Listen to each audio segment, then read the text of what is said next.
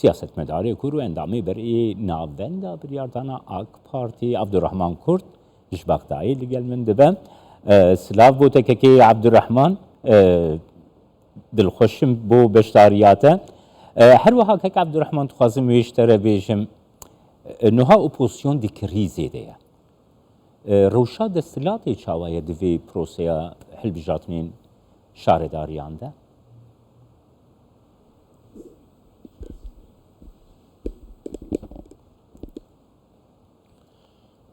Ben de beni burada ağırladığınız için teşekkür ediyorum. Ji bo weşana ve xweş be spas dikim ji bo ku mêvan bûme wek we jî behs kir ji hilbijartinên giştî ve krîzên nava aliyên opozisyonê bi dawî nabin. Ne ev rewşa opozisyonê ji xwe berê jî me hinek jî şîrove dikir ji ber ku ev opozisyon li ser neyartiya Erdoğan hatibû bahev û bê pîvan bû. Ümit Özdağ CHP û HDP xwestin werin bahev lê diyar bû ev bihev re ser nakeve ji ber ku ev hemû kesan dît ku ew ê ziyanê bigine xelkê me jî digot lê wê demê tenê li ser neyartiya Erdoğan proje ser nakeve. Ewa piştî hilbijartinên giştî me dît ku aliyên ku di nav van partiyên de bû digotin baş bû ku em ser neketine. Di nava CHP'de, di nava İYİ Parti'de gelek aliyan tiştên wiha gotin û dîtin ku ev prose di bercandiya gel de nebû. Sistema pêncî zêde yek tenê zirar nedaye aliyên dijberê. Lê ji ber ku AK Partî dikare yekbûna xwe biparêze divê mijarê de ser dikeve. Lê aliyê opozisyonê bi prensîban nayên bahev. Ev yek jî ev yek meriv kare bêje ziyanê dide desthilatê jî. Mesela Ümit Özdağ sadî yek deng digire lê divê sistemê de dikare gelek tiştan bixwaze. Mesela ji CHP serokatiya mîtê û du wezaret wergirtine eger Kılıçdaroğlu serketiba.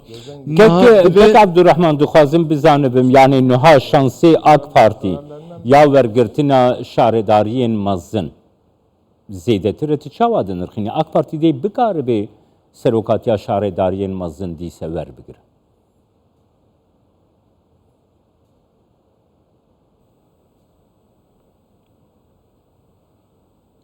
Büyük şehirlerde özellikle li bajarên mezin taybet dengderên Kurd rola kilîl dilîze.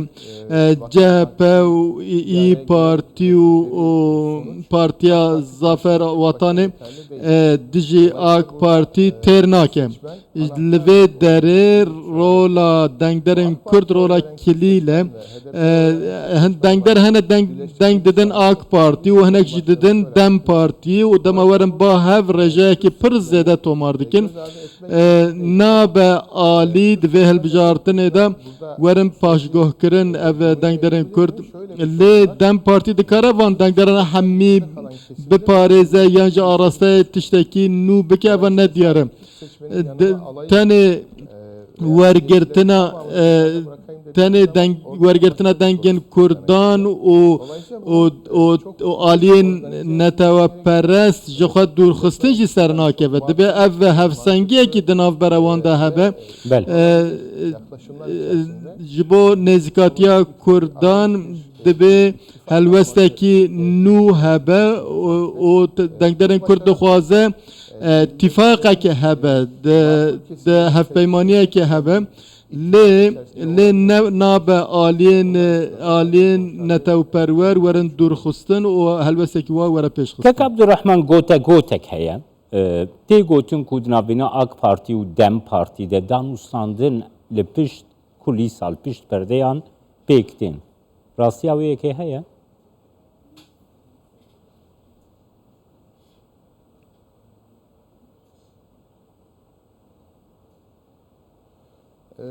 Kapalı kapılar ardındaki kısmını pişti derin girti ez nizanım ez bixwejî li gel Bakırhan Tuncer Bakırhan em axivîne heftiyek berêjî ji xwe bi serokê parlamentoyê re jî civiyan Dem Partî di vê demê de naxwaze şaşîn ku berê hatine kirin dubare bike helbestekî wa heye lê ev ev jî tê gotin bi rastî jî Dem Partî çi qas xwedî îradeyekî azad e negirêdayî derve eva hê nehatiye taqî kirin dê çi encam derkeve ji ber vê yekê ez dibêjim taybet Tuncer Bakırhan bi awayekî erênî nêzik dibe lê gelo hemû partî bi wê hawayê nêzik dibe nabe bikaribe partiyê jî bi wê hawayê bike eva hê zû ye meriv bêje ez dibêjim danûstandin berdewam dibin gelek ji wan jî tenê ne bi Dem Partiyê re bi alî bi partiyên din re ji hev danûstandin hene hatûçûn hene lê taybet ez karim bêjim ev nêzîkatiye Tuncer Bakırhan ne rijde ne tünde. Kek Abdurrahman danûstandinên AK Partî bi Kurdan re çawaye yani ne tenê Dem Partî bi Kurdan re giştî çawaye bi dengderê Kurd re çawaye li İstanbulê li Ankara li Diyarbekirê çawaye niha danûstandina AK Partî bi dengderên Kurd re ti çawa de nirxîn?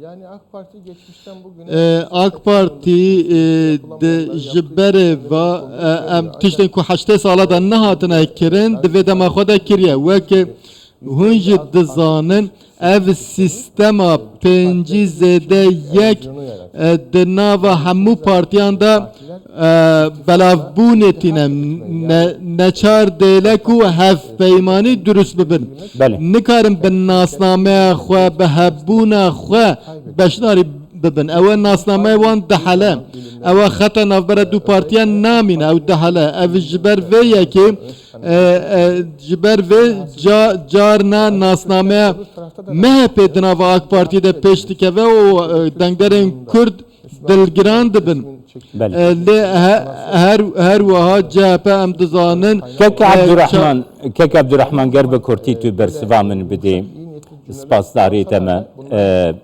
Kek Abdurrahman va demê dawî de girêdayî Şeyx Saîd Efendî li Tirkiye münaqeşeyek tê kirin gelo divê derbarê de dîtina te şexsî çawaye ev êrişek û li hemberê Şeyx Saîd Efendî tê kirin dîtina te şexsî dixwazim wawayekî